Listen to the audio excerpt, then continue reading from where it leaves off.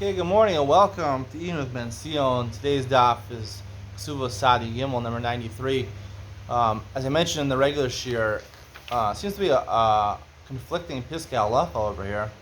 Our Mishnah talks about two different cases. It talks about women are collecting their ksuba, different values in their ksubas, and then it talks about a case of an investment, mutual fund or something like that. You put in money, and it either goes up or down, and you want to collect your money, collect your profits. How do you split it among the other people in the mutual fund who put a different amount of money, put more money or less money than you? You give it out proportionally, or you divide everything equally. You divide the profits equally. However many people, it's 10 people, $100 profit, you divide $10 a person, or you divide it, based on how much you invested, right? If you invested 10 times the amount of the other person, you get 10 times the return of the other person, which makes more sense to me. So the Mishnah on the Gemara on the bottom of Sadi Gilam Amin Aleph says, "Zum Mishnah's Reb Nasan. Rabbi Omer Einani Roa Dorosh Reb Nasan Elu Cholkol B'Shabbat." He says this is by Ksuba. By Ksuba is machlokas between Reb Nasan and Rebbe. The Mishnah seems to be like Reb Nasan. Reb Nasan says by Ksuba seems to everyone has an equal lien on the property, and therefore you divide it basically equally. There's $100 to be collected, and there's three ksubas: one ksuba for $300, one for $200, one for $100. So there's only $100 to be collected. You divide that evenly. However, Rebbe seems to say you divide it proportionally. There's only $100, right? So you divide it into 6 parts. So one person gets 1/6, one person gets 2/6, one person gets 3/6, right? Which you divide proportionally. Now, the Gemara, when it talks about the next part of the Mishnah, the Chain, right? Gimel Sheitil Lakis. People put money into a mutual fund also, right? So the same way that you divide up a ksuba, you divide up the money by a mutual fund. And the Gemara is machlokas on Tzadi Gimel and Beis between Rav Hamnuna and Rabba. Rabba says, right, the Brisa on the bottom of Tzadi Gimel and Aleph says that if two people put money in a mutual fund, one person double the amount of the other person, and they make profit, so they split the profits evenly. So Rabba says that only makes sense in a case where the mutual fund hasn't matured. You want to pull it early. For example, a cow costs $300. One person paid $200. One person paid $100. Now you bought a shore that was fit for plowing a field. It's still a young bullock, and it's still ready to plow the field. And you want to pull out. So in that case, you divide it evenly, because without each person, you wouldn't have a cow. However, when it becomes so weak, and now it's only ready to be shechted, you have to kill the animal, shecht the animal, and take the meat and sell the profits. So in that case, then you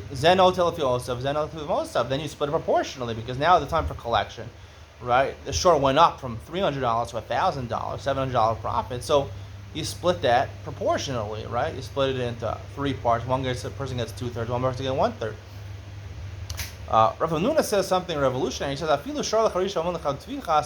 even if it now comes for collection, it's too weak to work anymore. You have to sell the cow for its meat. So, and now it's time to collect the profits. You still split it evenly, which doesn't seem to make so much sense, right? You should split it proportionally. And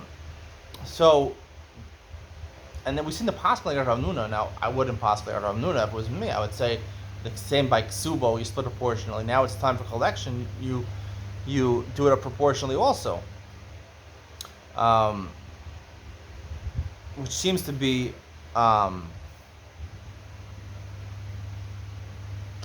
buttressed by the Maskana of the Gemara, where the Gemara says our Mishnah was talking about a case of Forex, right, where the coins are still around. But if the funds were ready for collection, the target date was hit for a mutual fund or something like that, so then you would split it. Evenly. Sorry, you split it proportionally. The problem is that our Mishnah is Rav Nasan. Rav Nasan says you split it equally.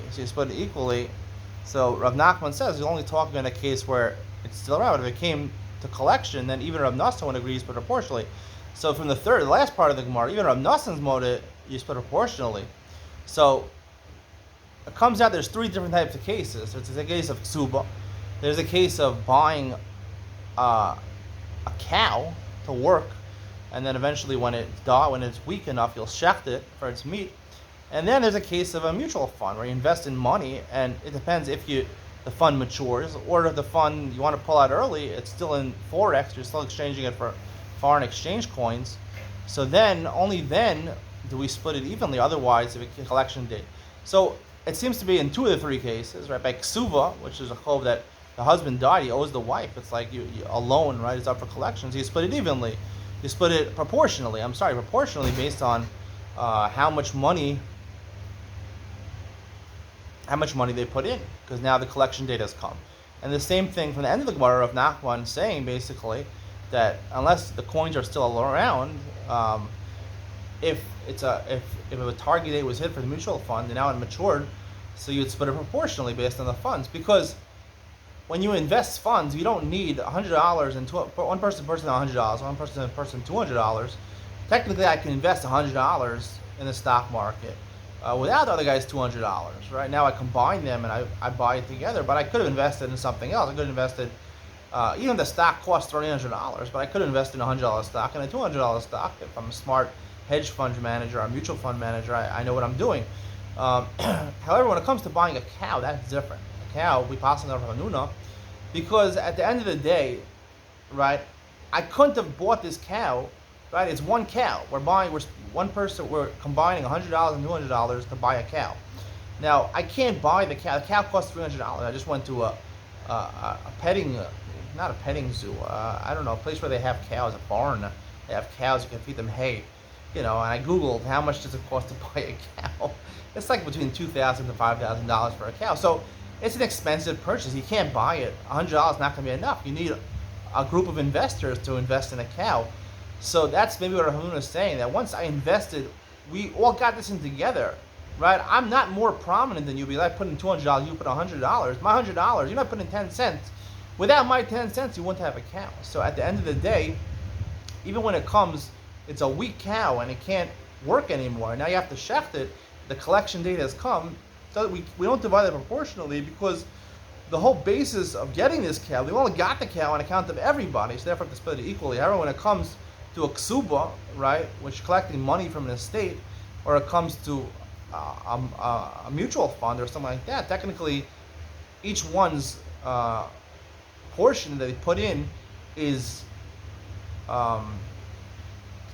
could be used individually. It could be used individually. Like the Gemara brings a case where two people bought different shvorim, two different cows, and they got mixed together. In that case, everyone gets proportionally, because it's the same thing as buying, right, a mutual fund.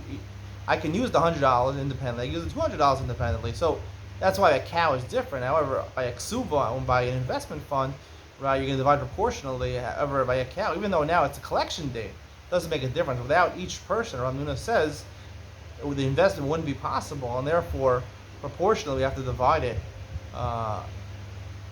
We don't divide it proportionally. We split it evenly, the profits at the end, because without one person, I wouldn't have the investment at all. I hope you enjoyed today's share. See you in the next one.